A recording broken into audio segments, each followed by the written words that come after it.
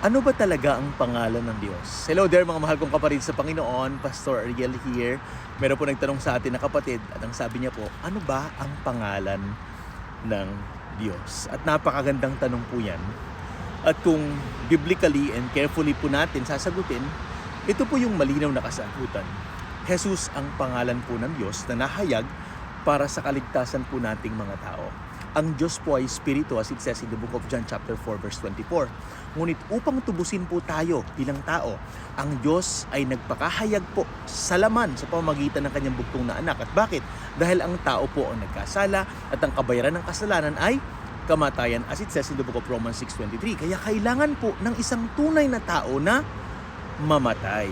Ngunit kailangan din po na banal at wala pong kasalanan yung mamamatay. At wala pong ordinaryong tao ang qualified. Kaya ang salita po ay nagkatawang tao as it says in the book of John chapter 1 verse 14. Si Jesus ay hindi po ordinaryong tao. Siya ang Diyos na nahayag sa laman. Kaya sinabi po ni Thomas sa kanya, "My Lord and my God," in the book of John 20:28. Hindi siya itinuwid ng Panginoong Jesus. Why? Because Thomas was actually right. Ngayon po, mga mahal kong kapatid sa Panginoon, bakit natin sinasabing pangalan ng Diyos na nahayag sa kaligtasan ay Jesus?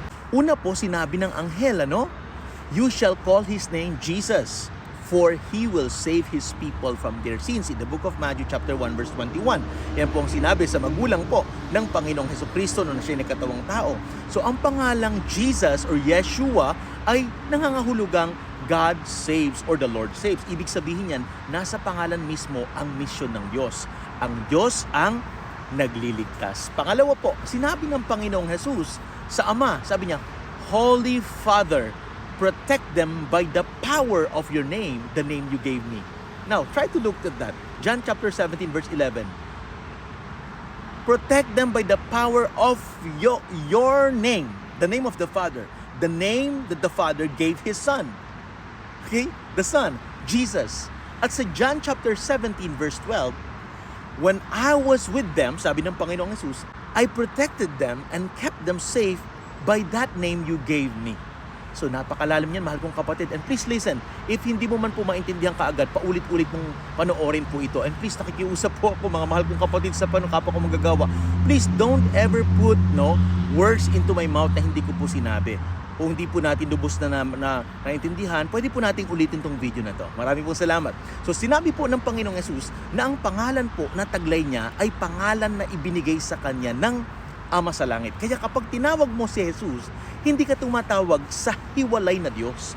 Tumatawag ka sa Diyos na nahayag sa kanyang pangalan para sa ating kaligtasan. Pangatlo, sinabi po ng Panginoong Jesus tungkol sa Santong Espiritu or Holy Spirit in English, "But the Advocate, the Holy Spirit, whom the Father will send in my name." John chapter 14 verse 26. So kung mapapansin po natin yan, mahal kong kapatid, ang Ama ang nagbigay ng pangalan sa anak.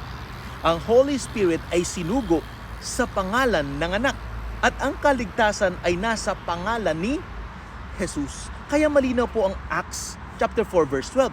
"There is no other name under heaven given among men by which we must be saved." Hindi po sinabi na one of the names.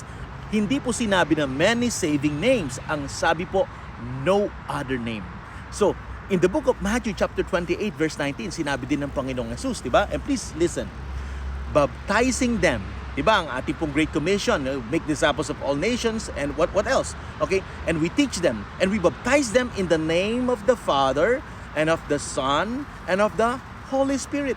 Hindi po names, kundi name, singular. Ibig sabihin, may iisang divine authority, iisang kapahayagan, iisang pangalan ng kaligtasan. At nang isagawa po ng mga apostol yan, binanggit nila ang kaninong pangalan? Pangalan ni Jesus. Hallelujah! "Repent and be baptized in the name of Jesus Christ." In the book of Acts chapter 2 verse 38. Kaya ang argumento po ay simple pero powerful. Kung ang Ama ang nagbigay ng pangalan sa anak, kung ang Holy Spirit ay sinugo sa pangalan ni Jesus, kung ang bautismo ay sa isang name, kung ang mga apostol ay gumamit ng pangalan ni Jesus, at kung walang ibang pangalan na ibinigay para sa ating kaligtasan, hallelujah, then biblically, Jesus is the saving name of God revealed to mankind. Pero sabihin natin ito ng may balanse, mahal kong kapatid. Hindi natin sinasabing ang Ama, Anak at Espiritu Santo ay walang biblical distinction na po sa paraan ng kapahayagan. Ang sinasabi po natin, ang fullness ng Diyos ay nahayag kay Kristo. Sabi po in the book of Colossians chapter 2 verse 9, "For in Christ all the fullness of the deity lives in bodily form." Kaya kapag nakita mo si Jesus, nakita mo ang pinakamalinaw na kapahayagan po ng Diyos. Kaya sinabi niya po "Anyone who has seen me has seen the Father" in the book of John chapter 14 verse 9. Therefore, mga mahal kong kapatid, yes, ikaw na nanonood ngayon, kapag tumawag ka kay Jesus, Diyos ang tinatawag mo.